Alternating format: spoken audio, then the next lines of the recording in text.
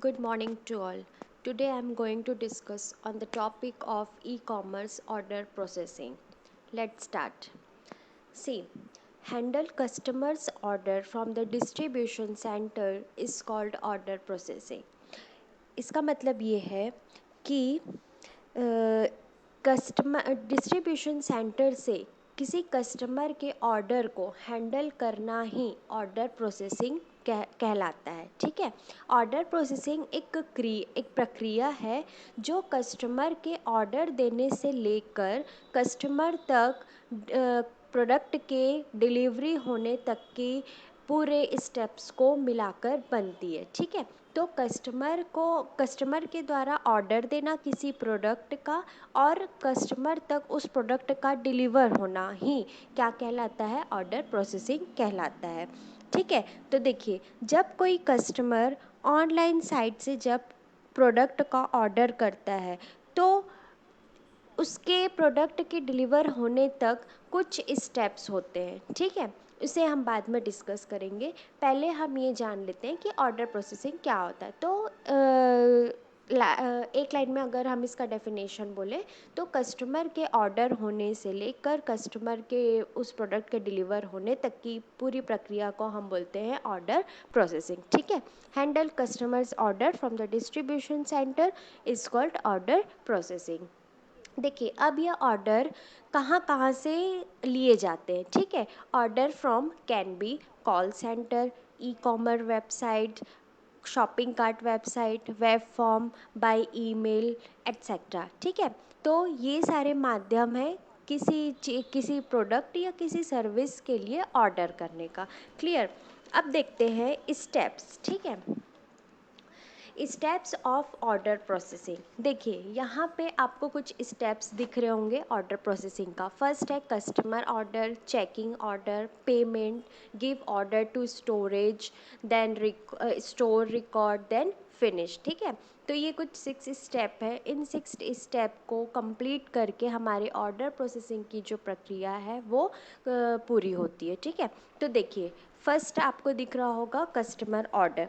देखिए, ये first step है। तो इसमें क्या होता है, यहाँ पे जो हमने ये डिस्कस किया था कि ये हमारा जो ऑर्डर है वो कहाँ कहाँ से दिया जाता है, किसी कस्टमर द्वारा कहाँ किस किस माध्यम से ऑर्डर दिया जाता है। क्लियर। तो देखिए, कस्टमर द्वारा सबसे पहले ऑर्डर दिया जाता है। क्लियर। ऑनलाइन। ऑनलाइन का मतलब ईमेल के द्वारा, ठीक है, शॉपिंग कार्ट के माध्यम से एट्सेट्रा। तो किसी एक माध्यम से कस्टमर के द्वारा ऑर्डर दिया जाता है। क्लियर। अब सेकेंड स्टेप में देखिए क्या होता है, चेकिंग ऑर्डर। अब यहाँ पे विक्रेता द्वारा चेक किया जाता है, ऑनलाइन ही चेक किया जाता है, उसकी साइट पर चेक किया जाता है कि जो कस्टमर द्वारा प्रोडक्ट ऑर्डर किया गया है वो उसके स्टॉक में अवेलेबल है कि नहीं है। ये ऑनलाइन प्रक्रिया होती है। ठीक है। वहाँ उसके साइट पर, उसके वेबसाइट के उसके वेबसाइट पर हर एक सेकेंड अपडेट होते रहता है, जो आपको दिखाता है ना, out of stock, only 2 item remaining, ऐसा करके, है ना। तो वो हर सेकेंड उसका जो व्यापार का, उसका जो बिजनेस का वेबसाइट है वो हर सेकेंड अपडेट होता जाता है। क्लियर। तो यहाँ से वो चेक करता है कि कस्टमर द्वारा जो ऑर्डर दिया गया है वो अवेलेबल है कि नहीं है। क्लियर। थर्ड स्टेप में देखिए आता है पेमेंट। देखिए, अगर वो ऑर्डर अवेलेबल नहीं है तब उसको रिजेक्ट कर दिया जाता है। क्लियर। और जब ऑर्डर है, प्रोडक्ट है, वो अवेलेबल है उनके स्टॉक में, तब आगे इस प्रोसेस को प्रोसीड किया जाता है। अब उसके बाद फिर आता है पेमेंट स्टेप। पेमेंट स्टेप में क्या होता है कि जब प्रोडक्ट का केवल यहाँ पे प्राइस दिखाता है, बट यहाँ पे जो होता है पेमेंट में, यहाँ पे कस्टमर को टोटल, मतलब with including tax, with including discount जो भी है ना, वो फाइनल प्राइस दिखाता है। कस्टमर को फाइनल प्राइस दिखाता है कि आपको टोटल इतना पेमेंट करना पड़ेगा। क्लियर। टैक्स को इंक्लूड करके दिखाता है। बट इससे पहले क्या था कि सिर्फ प्रोडक्ट का जो प्राइस है वो दिखाता था, मगर पेमेंट में पूरा दिखाता है, जैसे कि शिपिंग चार्ज जोड़ के, टैक्स को इंक्लूड करके फाइनल उसका रेट दिखाता है।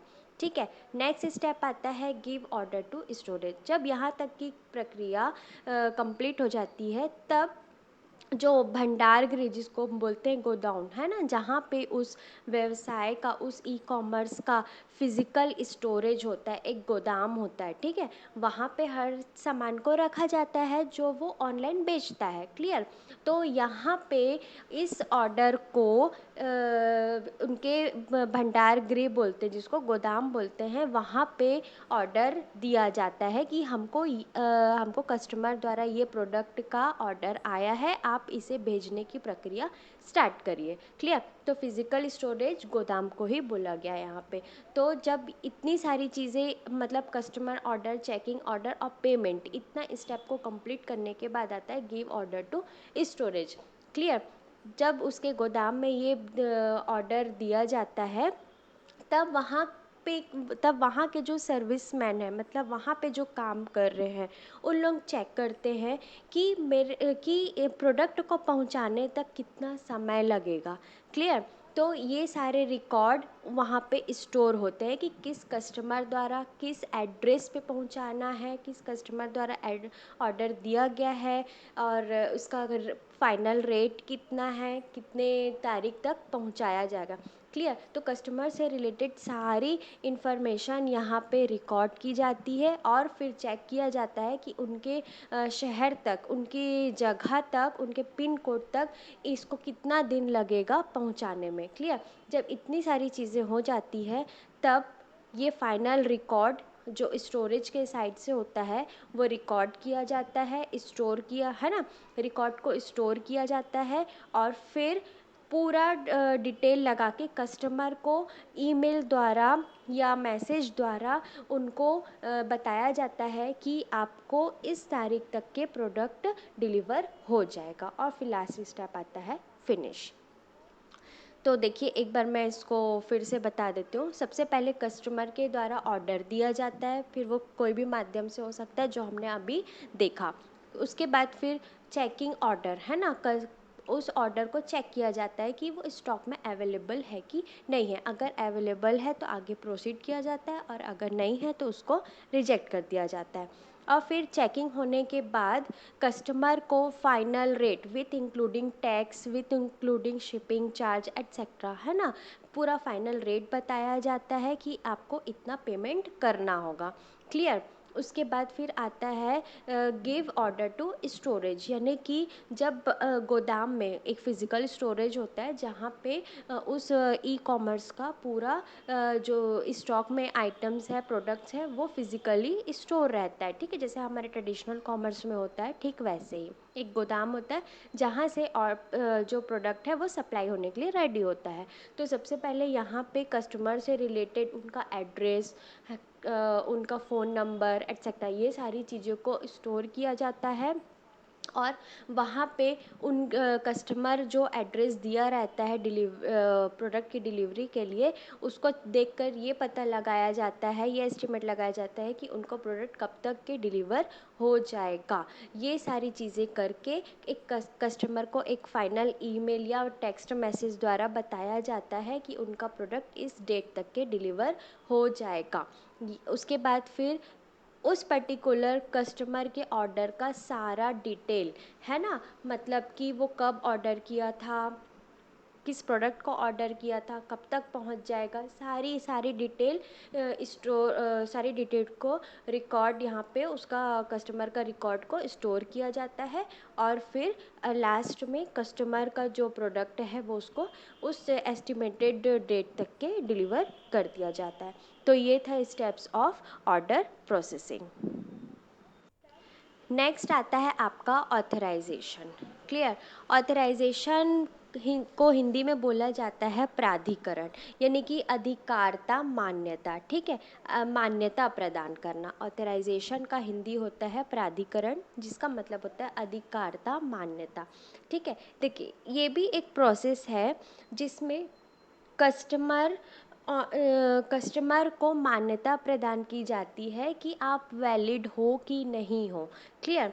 तो देखिए, क्या होता है कि कस्टमर ऑनलाइन पेमेंट कर रहा है, ठीक है, उसको मान्यता प्रदान की जाती है। और ये इसके द्वारा ये भी पहचान किया जाता है, ये भी देखा जाता है कि कस्टमर द्वारा ऑर्डर के अनुरूप उसके क्रेडिट कार्ड में उतना बैलेंस है कि नहीं है, ठीक है, जिससे कि वो प्रोडक्ट को खरीद सके। अनुरूप मतलब उसके पास इतना पेमेंट, उसके अकाउंट में इतना बैलेंस है, सफिशिएंट बैलेंस है कि नहीं है कि जितना का वो प्रोडक्ट खरीद लाए, एटलीस्ट उतना उसके पास बैलेंस होना चाहिए जितना कि वो खरीद रहा है। क्लियर? तो इतना एटलीस्ट उसके पास बैलेंस होना चाहिए। अगर उसके पास बैलेंस नहीं है तब उसका जो ऑर्डर है वो उसका जो पेमेंट मोड है वो क्या हो जाता है, फेल हो जाता है। और अगर उसके पास उतना बैलेंस है तब आगे प्रोसीड किया जाता है उसके प्रोडक्ट को खरीदने के लिए। क्लियर? हाँ, अगर उसके पास सफिशिएंट बैलेंस नहीं है तब उसको एक डिनायर कोड पहुंचा जाता है, ठीक है। डिनायर मतलब उसके ऑर्डर को डिनाई कर दिया जाता है, रिजेक्ट कर दिया जाता है, ठीक है। और अगर उसके पास बैलेंस है, उतना सफिशिएंट बैलेंस है, तब कस्टमर को एक ऑथराइजेशन कोड दिया जाता है। जो आपके पास OTP आता है वो एक कोड होता है, ठीक है, जिसको आप एंटर करके अपने अकाउंट से बैलेंस कटवाते हैं। OTP आता है और आप उसको डालते हैं तभी तो आपका पेमेंट कटता है ना अकाउंट से। तो वो आपका ऑथराइजेशन कोड होता है, जिससे कि वो आगे उसको फिल करके कोई भी प्रोडक्ट को खरीदने या कोई भी सर्विस को लेने में समर्थ होता है। क्लियर? तो ये था ये होता है ऑथराइजेशन कोड, चेक किया जाता है। क्लियर? देखिए आगे इसमें क्या होता है कि देखिए, जब कस्टमर क्रेडिट कार्ड द्वारा पेमेंट करने का निश्चय कर लेता है तब वह अपने क्रेडिट कार्ड का इन्फॉर्मेशन उस वेबसाइट पर डालता है। क्रेडिट कार्ड का इन्फॉर्मेशन यानी कि क्रेडिट कार्ड नंबर, उसका एक्सपायरी एट्सेट्रा, है ना, और ऑर्डर कंफर्म कर लेता है। अगले स्टेप में क्या होता है कि क्रेडिट कार्ड के इन्फॉर्मेशन को पेमेंट गेटवे पर ले जाया जाता है। अब इधर देखिए कि पेमेंट गेटवे होता क्या है। पेमेंट गेटवे एक ऐसा गेटवे है जो उस ई-कॉमर्स साइट और आपके बैंक, है ना, आपके इशूइंग बैंक जहाँ पे आपका अकाउंट है, उन दोनों के बीच एक इंटरफेस का कार्य करता है। आप पेमेंट गेट के क्रॉस ही जाएंगे तभी आपका भुगतान संभव होता है। क्लियर? तो पेमेंट गेटवे पर ले जाते हैं। प्रोसेसर एक केंद्र होता है, एक सेंटर पॉइंट होता है जो किसी इशूइंग बैंक से ये पता करता है कि ये कार्ड सही है या नहीं है और इसमें सफिशिएंट कैश अमाउंट अवेलेबल है कि नहीं है। इस इंफॉर्मेशन को पेमेंट गेटवे को देता है प्रोसेसर, ठीक है, जो कि पेमेंट गेटवे द्वारा ई-कॉमर्स को दिया जाता है। देखिए क्या होता है, यहाँ पे आपको क्या लिखा हुआ है, देखिए, authorization is a process by which give validness affiliating to customers online payment. Authorization मतलब प्राधिकरण, ठीक है, मान्यता दी जाती है, ठीक है। तो देखिए, जब आप पेमेंट करते हैं, क्लियर, तो आपका जो आपका पेमेंट होता है वो कहाँ से होता है, वो आपके इशूइंग बैंक यानी कि वो बैंक जहाँ पे आपका अकाउंट है। क्लियर? तो वहाँ से आपका पेमेंट होता है। तो एक ई-कॉमर्स साइट और एक आपके इशूइंग बैंक के बीच इंटरफेस का माध्यम कौन होते हैं, पेमेंट गेटवे और प्रोसेसर, ठीक है। तो देखिए यहाँ पे क्या होता है, जैसे ही आपने कार्ड डिटेल्स डाला, क्लियर, पेमेंट गेटवे आया तो आपको एक OTP दिया जाता है, ठीक है, जो आपके बैंक के द्वारा आपको दिया जाता है, ठीक है। तो पेमेंट गेटवे जो होता है वो पता कर वो क्या करता है कि देखिए, इनके बीच में एक प्रोसेसर भी होता है। पेमेंट गेट और इशूइंग बैंक के बीच में एक प्रोसेसर होता है। प्रोसेसर क्या करता है, आपके इशूइंग बैंक से ये पूछता है कि कार्ड सही है कि नहीं है और इसमें सफिशिएंट अमाउंट है कि नहीं है। ये पता करने के बाद ये प्रोसेसर पेमेंट गेटवे तक ये इन्फॉर्मेशन को देता है और ये पेमेंट गेटवे के द्वारा आपका पैसा कट के ई-कॉमर्स तक पहुंच जाता है। क्लियर। तो ये सारे स्टेप होते हैं ऑथराइजेशन के। जब आप पेमेंट करते हैं तब ये चार स्टेप से 3 स्टेप से होकर पे आपका पेमेंट होता है। क्लियर। देखिए नेक्स्ट आता है आपका चार्ज बैक। देखिए इलेक्ट्रॉनिक कॉमर्स में चार्ज बैक कार्ड होल्डर के द्वारा कार्ड जारी करता है, यानी कि कार्ड इशूअर के अनुरोध के द्वारा जारी किया जाता है। क्लियर। मतलब देखिए चार्ज बैक जो है एक ऐसा प्रोसेस है जिसको इसको हिंदी में बोला जाता है शुल्क वापसी। ठीक है। तो शुल्क वापसी एक ऐसा प्रोसेस है जो इलेक्ट्रॉनिक कॉमर्स में किसी कार्ड होल्डर के द्वारा, यानी कि कस्टमर, ठीक है, किसी कस्टमर के द्वारा कार्ड इशूअर, यानी कि बैंक द्वारा इशू किया जाएगा कार्ड को, ठीक है, कार्ड इशूअर के अनुरोध के द्वारा किया जाता है। अब ये होता क्यों है ये देखिए। चार्ज बैक जो होता है वो सामान्यतः कार्ड पर धोखाधड़ी, ग्राहक विवादों या अनऑथराइज्ड कारणों के कारण होता है। ठीक है। देखिए वाई चार्ज बैक इज, ठीक, थेफ्ट यानी कि चोरी, कस्टमर डिस्प्यूट्स यानी कि उपभोक्ता विवाद से, प्रोसेसिंग एरर, ऑथराइजेशन इशू, ठीक है, जब ऑथराइजेशन मान्यता वाले प्रोसेस में कोई प्रॉब्लम आती है तब होता है। Request will not be successful, customer के द्वारा जो रिक्वेस्ट किया जाता है पेमेंट के लिए अगर वो सक्सेसफुल नहीं हुआ है तब फिर चार्ज बैक होता है। चार्ज बैक मतलब शुल्क वापसी। ठीक है। तो charge back is a type of transaction process in which transaction is return by the card issuer और card holder to the processing bank. Clear. Processing bank वो बैंक होता है जो आपके व्यापार तक आपके पेमेंट को पहुंचाता है। ठीक है। तो देखिए इसमें what should we when charge back. Clear. तो देखो हमें क्या करना चाहिए जब चार्ज बैक की स्थिति आती है, शुल्क वापसी की स्थिति आती है। ठीक है। तो देखिए इसके पहले चार्ज बैक क्यों होता है हमने पढ़ा। तो देखिए कस्टमर उपभोक्ता के विवाद से, चोरी से, ठीक है, प्रोसेसिंग में कोई एरर आ जाता है, आपका ट्रांजैक्शन फेल्ड हो जाता है ना, तो आपको फिर चार्ज वापस मिलता है। क्लियर। तो वो अगर वो ऑटोमेटिकली आ जाता है तब तो ठीक है, नहीं तो आपको अपने इशूइंग बैंक में जाना पड़ेगा और फिर वहाँ पे कंप्लेन करनी पड़ेगी कि मेरा पैसा अभी तक अकाउंट में वापस नहीं आया है, क्या प्रॉब्लम है। क्लियर। तो देखिए ये जो कंप्लेन होती है ना, इसको भी आपको एक समय सीमा तक समय सीमा में ही कंप्लीट करना रहता है। अगर आप ज़्यादा देर करेंगे तो आपका फिर ये जो रिक्वेस्ट है वो फेल हो जाएगा। तो देखिए आप क्या करें जब ये चार्ज बैक की स्थिति आती है। तो सबसे पहले आपका यानी कि कस्टमर का ये कर्तव्य होता है कि वो सारी डिटेल अपने इशूइंग बैंक को दे। क्लियर।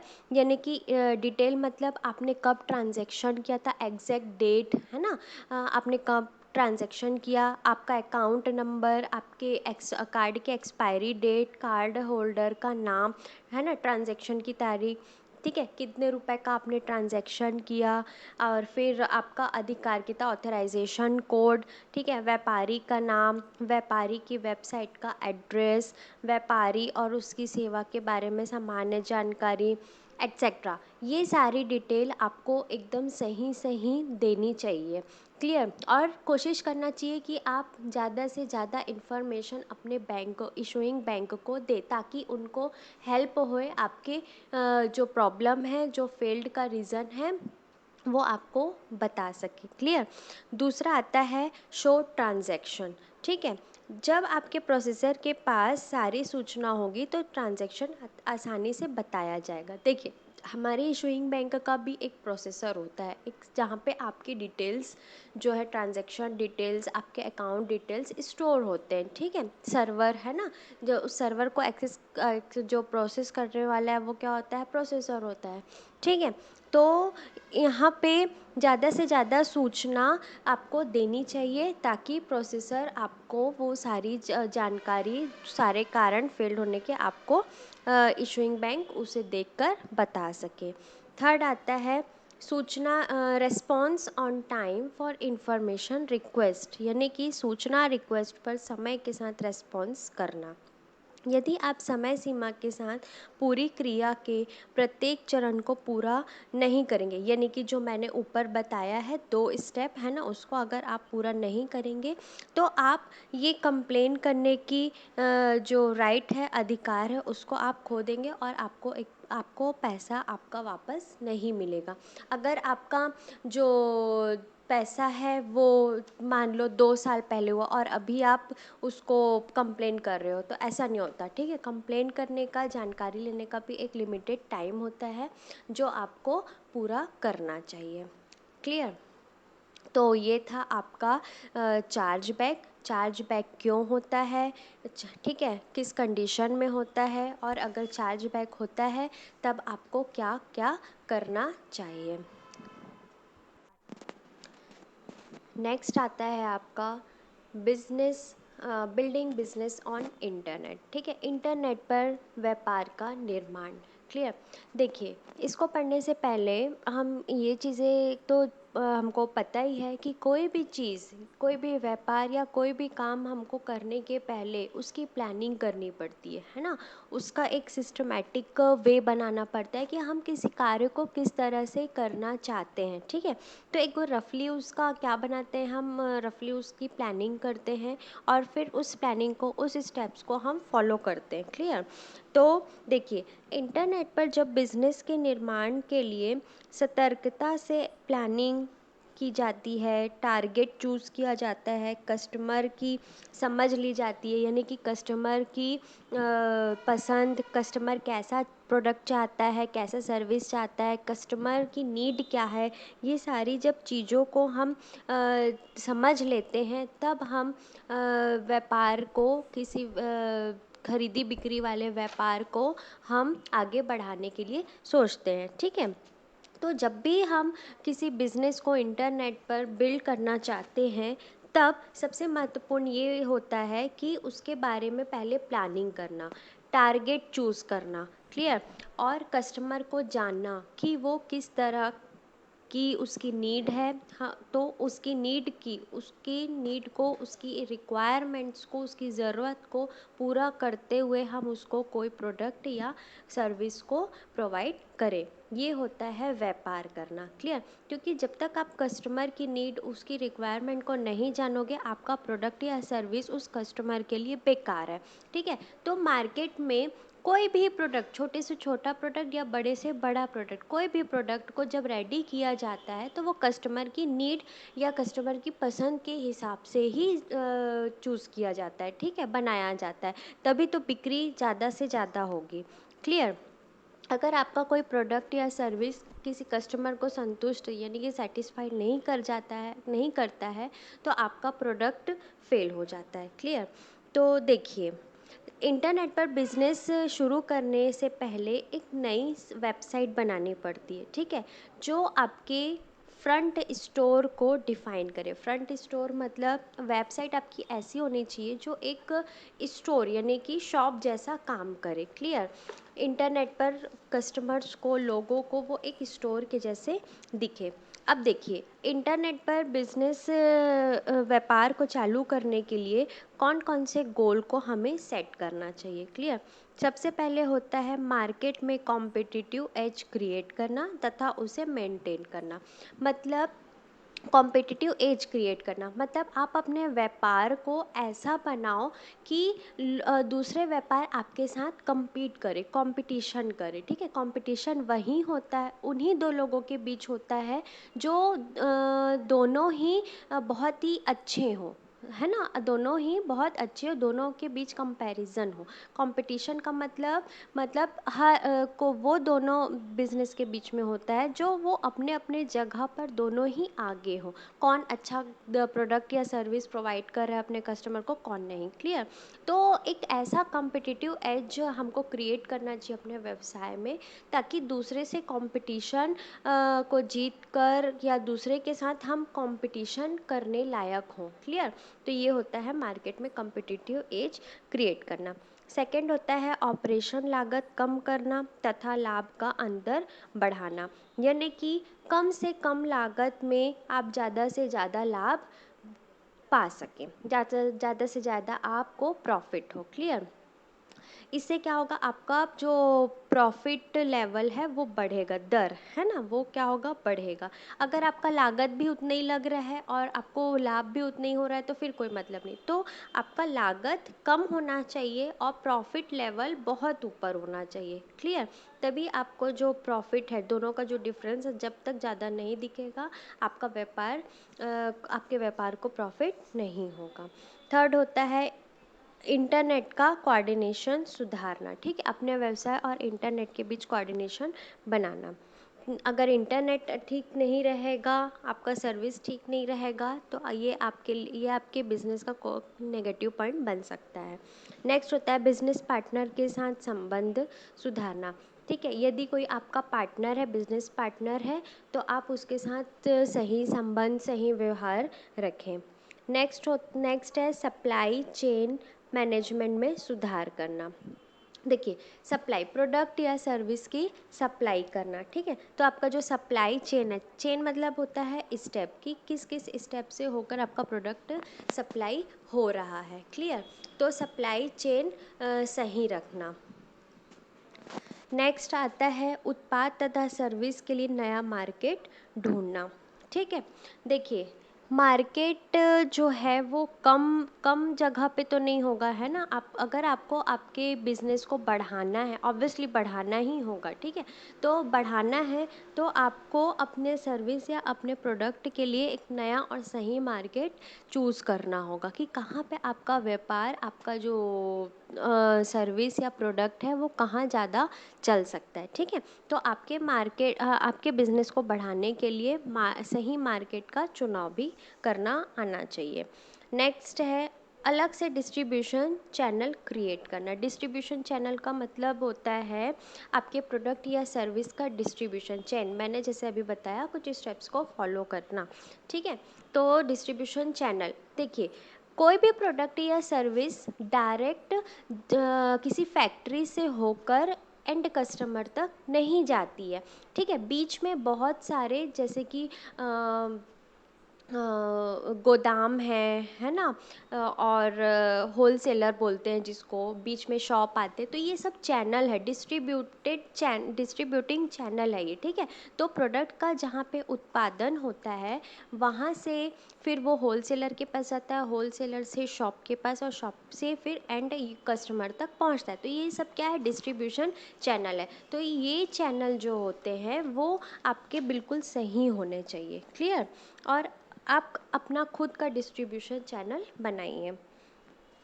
नेक्स्ट है आपका कस्टमर की संतुष्टि सुनिश्चित करना। जैसे कि मैंने अभी बताया कि कस्टमर की नीड्स रिक्वायरमेंट के हिसाब से आपको सर्विस या प्रोडक्ट देना चाहिए। जब तक कस्टमर सेटिस्फाइड नहीं होगा, खुश नहीं होगा आपकी सर्विस या प्रोडक्ट को यूज़ करके, तब तक के आपका जो व्यापार है वो सक्सेस नहीं होगा।